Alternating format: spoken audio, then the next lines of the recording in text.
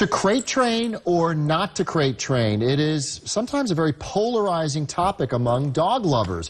Veterinarian Dr. Melissa Webster of Tampa Veterinary Hospital is here now with more on this. And Doctor, I'm interested from your point of view how the veterinary community feels about this, because a lot of people that I talked to, and I crate trained all of my dogs, and it ended up being a very good thing. A lot of people don't like the idea of putting their dog in a confined space. Yes. What do you tell that person to allay their fears? Take, for instance, my dad. He is not into crate training his dog.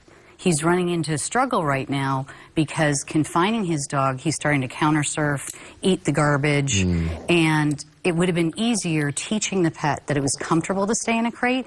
There's a huge issue, I think, a disconnect where, especially since a lot of people are rescuing pets now, there's pets that you can't just leave in your house because they come with issues that we've got to work on with the veterinary office. But I think it's a discussion that's open that I think you need to have kind of a fear-free discussion with your vet. Because I like that I can go to people's homes and I can put my dogs in a crate or I can leave them loose, but when I'm not attending to them, they can be confined and safe so they don't get in here and do the poisonous things like eat people's medications. You know? What are the benefits of crate training? The benefits to me are when you're starting with a puppy, you can control destructive behavior, but I think people also need to know there's time limits. Puppies, to me, shouldn't be in a crate more than 2 to 4 hours. They need water. If that, because they have to, their little bladders are so small, right? Well, it's not so much that their bladders are small. The size of the bladder is the ratio of the pet. It's just like us. A small person has the same size bladder as a big person. So but they have to go more often, is my point. Yeah, they need to go more often. We need to use dog walkers or a neighbor or other family members. Think about your lifestyle. And don't just put a dog in a crate and walk out of the house and think it's cool. What is the best way to crate train? How do we do it? Positive reinforcement with treats, little bits. Meaning I lace the treats in the crate, leave the door open, start encouraging them, put their favorite toy. Don't think they're walking in the whole crate right away, just at the door. So start small and get the right size crate. Like I had somebody come in with a pet in too small of a crate.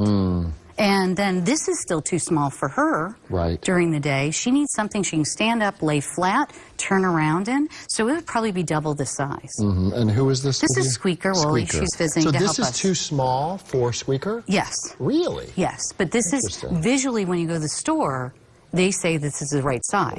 But that's or this is the right size. And this is why I wanted to show you these, because this is very confusing. So they have to be a bit bigger. A bit bigger. I want this pet to be able to lay out on her side, flat. She touches either side. That's not safe. Yes. Plus, we had a pet, a little Great Dane puppy, almost luxate his spine because he got popped through the door.